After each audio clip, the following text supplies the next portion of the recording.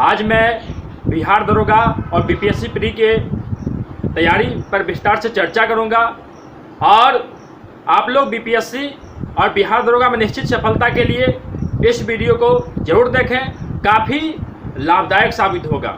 आइए हम लोग आज टॉप 30 जीएस पर चर्चा करूंगा जो काफ़ी इम्पोर्टेंट है और आपके आने वाले बिहार दरोगा परीक्षा में और बीपीएससी पीटी में काफ़ी महत्वपूर्ण साबित होगा। तो सीधे आइए हम लोग प्रश्नों पर चर्चा करते हैं। दोस्तों, आज का पहला प्रश्न है, कैमूर वन्य जीव अभयारण्य कहाँ में है? कैमूर वन्य जीव अभयारण्य दोस्तों बिहार के कैमूर जिला में है।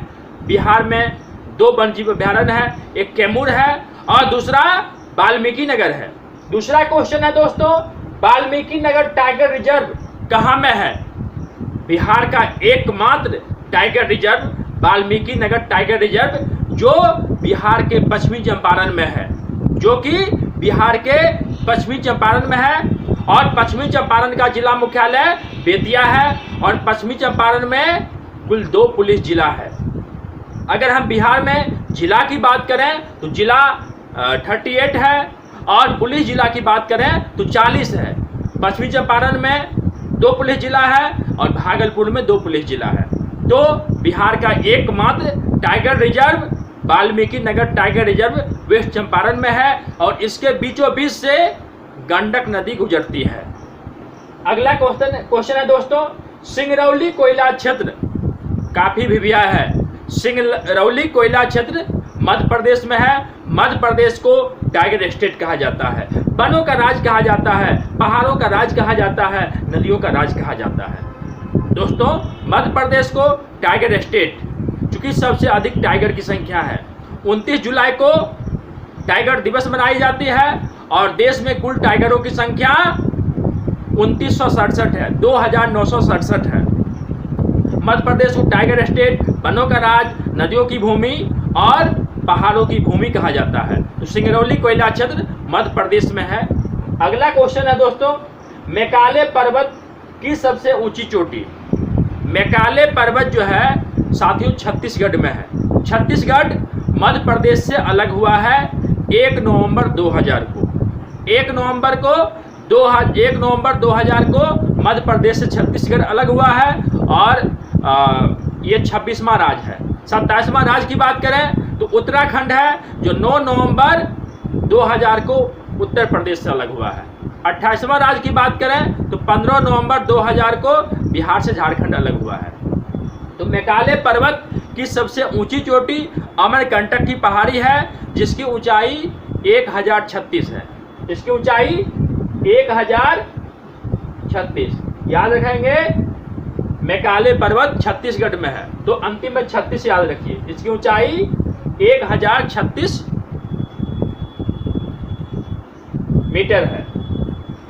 दोस्तों, अमरकंटक की पहाड़ी से, अमरकंटक की चोटी से 3 महत्वपूर्ण नदियां निकलती है।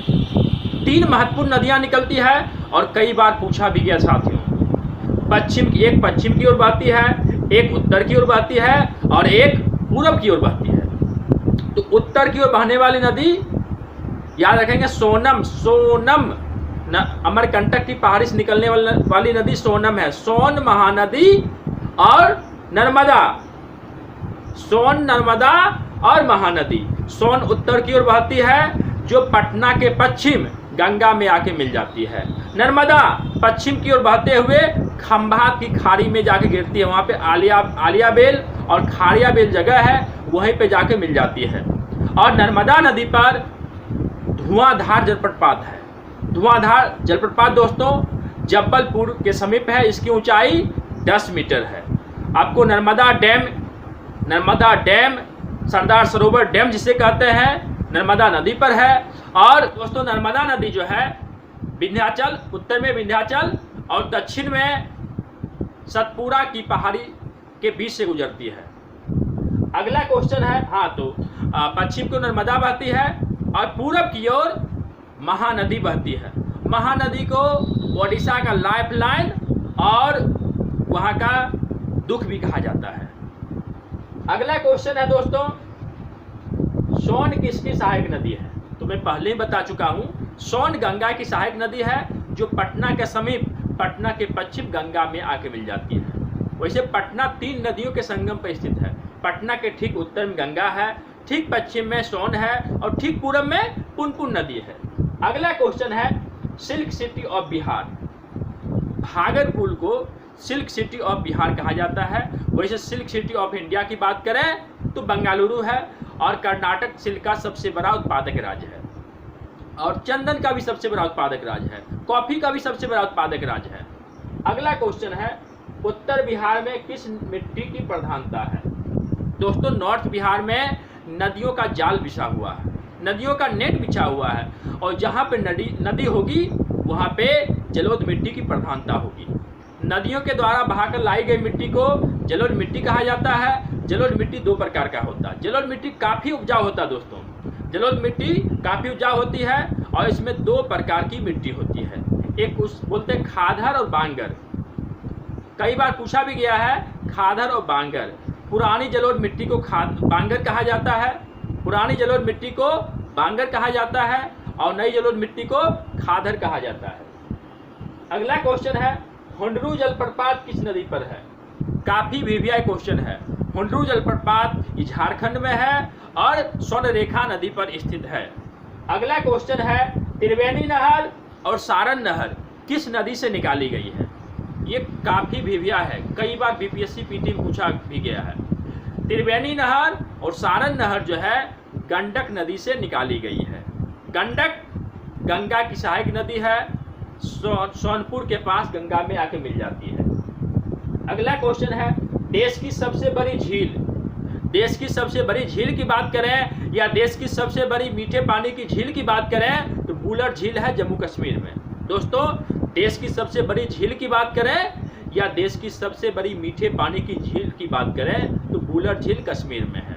और देश की सबसे बड़ी खारे पानी की झील की बात करें, नमकीन झील की बात करें तो सांभर झील राजस्थान में है। अगला क्वेश्चन वही है, देश की खारे पानी की सबसे बड़ी झील सांभर झील राजस्थान में है। अगला क्वेश्चन है देश की खारे पानी की सबसे बड़ी लेगून झील। अब दोस्तों लेगून झील क्या होता है? समुंदर के पानी से निर्मित झील को हम लेगून झील कहते हैं। समुंदर के पानी से निर्मित झील को हम लेगून झील कहते हैं। क्योंकि समुंदर का पानी खारा होता है, नमकीन होता है, तो ये भी है।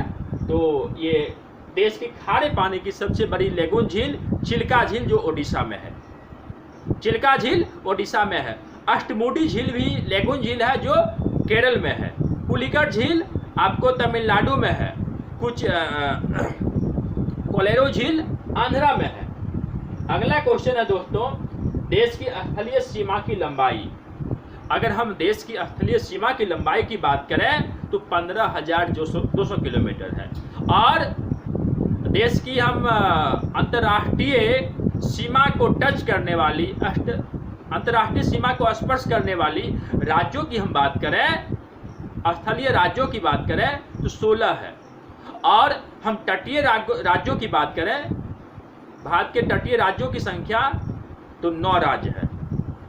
तो दोस्तों स्थलीय सीमा की लंबाई 15,200 किलोमीटर है और सबसे लंबी स्थलीय सीमा बांग्लादेश के साथ स्पर्श करती है जिसकी लंबाई 4096 है, 4096 किलोमीटर।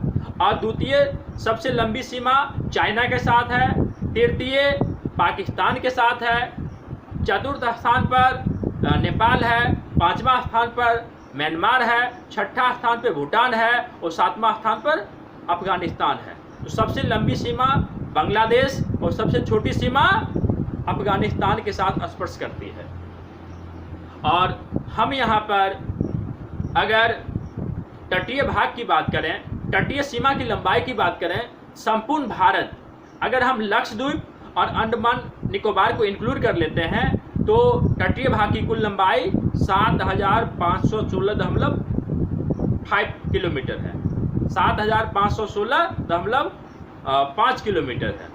और हम मुख्य भाग की तटरेखा की लंबाई की बात करें तो 6,100 है, 6100 किलोमीटर है। अगला क्वेश्चन है दोस्तों, भारत का मानक समय 82.5 डिग्री पूर्वी देशांतर कहाँ से गुजरती है? सॉरी, कितने राज्यों से गुजरती है? भारत का मानक समय दोस्तों 82.5 डिग्री पूर्वी देशांतर जो उत्तर प्रदेश के मिर्जापुर से गुजरती है, और IST, इसे IST कहा जाता है, और GMT आपको लंदन में है। GMT और IST, GMT और भारत में के मानक समय का अंतर 5.5 घंटा का है, क्योंकि एक देशांतर बराबर 4 मिनट का अंतर होता है। 82.5 डिग्री पूर्वी देशांतर है, तो 82.5 को आप 4 से गुना करेंगे तो 5.5 घंटा के समथिंग होता है। तो ये भारत का मानक समय उत्तर प्रदेश के मिर्जापुर से गुजरती है और 5 राज्यों से गुजरती है। दोस्तों 5 राज्य, उत्तर प्रदेश, मध्य प्रदेश, छत्तीसगढ़, ओडिशा और आंध्रा।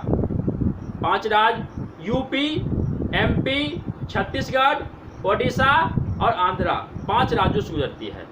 और कर्क रेखा की बात करें तो 8 राज्यों से गुजरती है और रांची शहर के ऊपर से गुजरती है। कर्क रेखा 23.5 डिग्री उत्तरी अक्षांश को हम लोग कर्क रेखा कहते हैं, और 23.5 डिग्री दक्षिणी अक्षांश को हम लोग मकर रेखा कहते हैं। अगला क्वेश्चन है दोस्तों, LAC रेखा।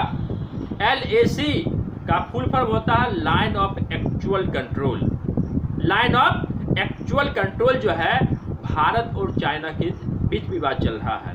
LOC एक लाइन है, LOC लाइन ऑफ कंट्रोल, जो भारत और पाकिस्तान के बीच है। मैकमोहन रेखा भारत और चाइना के बीच है। रेड क्लिफ रेखा भारत और पाकिस्तान के बीच है। अगला क्वेश्चन है दोस्तों, पेंगोत्सव झील विवाद किन 2 देशों के बीच है? पेंगोत्सव झील विवाद आपने काफ़ी सुना होगा न्यूज़ चैनल के माध्यम से और टीवी चैनल के माध्यम से, समाचार पत्रों के माध्यम से। ये पेंगोत्सव झील विवाद जो है भारत और चाइना के बीच है।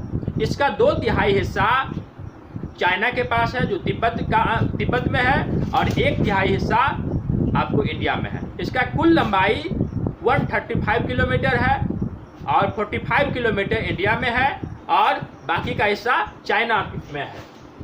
अगला क्वेश्चन है, न्यू एजुकेशन पॉलिसी, नई शिक्षा नीति 2020 में लॉन्च हुआ है। 34 साल के बाद अंतिम बार नई शिक्षा नीति न्यू एजुकेशन पॉलिसी 1986 में लागू हुआ था, और उसके ठीक 34 साल बाद 2020 में नई शिक्षा नीति आई है। अगला क्वेश्चन है, राफेल फाइटर जेट। दोस्तों राफेल फाइटर जेट किस देश से खरीदा गया है? राफेल फाइटर जेट फ्रांस से खरीदा गया है, और 5 पहले बेरे में 5 फाइटर राफेल जेट आया है, और हरियाणा के अंबाला एयरबेस पर 5 राफेल फाइटर जेट उतारा गया है। अगला क्वेश्चन है, बोफोर्स तोप किस देश से खरीदा गया था? बोफोर्स तोप काफ़ी चर्चा में रहा था, ये रसिया से खरीदा गया था। अगला क्वेश्चन है दोस्तों, हेली धूमकेतु कितने वर्ष के बाद दिखाई देता है? हेली धूमकेतु की हम बात करें तो 76 ईयर्स के बाद दिखाई देता है। लास्ट टाइम 1986 में दिखाई दिया था, और आने वाले समय में 2062 में दिखाई देगा।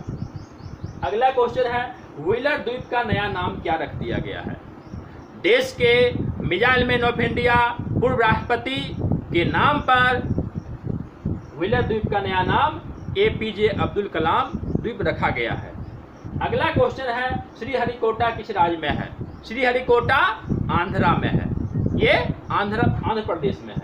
अगला क्वेश्चन है, कूडनकुलम परियोजना। कूडनकुलम परमाणु विद्युत गृह ये आपको तमिलनाडु में है। केगा कर्नाटक में है। रावतभाटा उत्तर प्रदेश में है। रावतभाटा राजस्थान में है, और नरौरा यूपी में है, बुलंदशहर यूपी में है। अगला क्वेश्चन है, जयप्रकाश नारायण एयरपोर्ट कहाँ में है? JP एयरपोर्ट पटना में है, और JP मूवमेंट 1974 में हुआ था। JP मूवमेंट 1974 में हुआ था। अगला क्वेश्चन है, विद्यापति टर्मिनल कहाँ में है? दरभंगा में एक एयरपोर्ट विकसित की जा रही है, उसका नाम होगा विद्यापति नगर टर्मिनल। अगला क्वेश्चन है, भगत सिंह एयरपोर्ट कहाँ में है? भगत सिंह एयरपोर्ट की बात करें तो ये चंडीगढ़ में है। भगत सिंह एयरपोर्ट चंडीगढ़ में है। अगला क्वेश्चन है दोस्तों, रॉक गार्डन कहाँ में है? रॉक गार्डन आपको चंडीगढ़ में है। रॉक गार्डन चंडीगढ़ में है और इसके सृजनकर्ता नेकचंद हैं। अगला क्वेश्चन है, भारत की सबसे ऊंची झील। भारत की सबसे ऊंची झील चोलामो झील जो सिक्किम में है, और दुनिया का एकमात्र तैरता हुआ राष्ट्रीय उद्यान जो है किबु लामजाओ राष्ट्रीय उद्यान है। दुनिया का एकमात्र तैरता हुआ राष्ट्रीय उद्यान है। तो दोस्तों, आज मैं 30 प्रश्नों पर चर्चा की, और 30 ही नहीं, इस तरह से 100 क्वेश्चन हो गया होगा, क्योंकि मैं एक क्वेश्चन पर 3, 4, 5 क्वेश्चन भी डिस्कस किया हूँ। तो उम्मीद करता हूँ दोस्तों आप लोग इस वीडियो को देखें, लाभ उठाएं। धन्यवाद।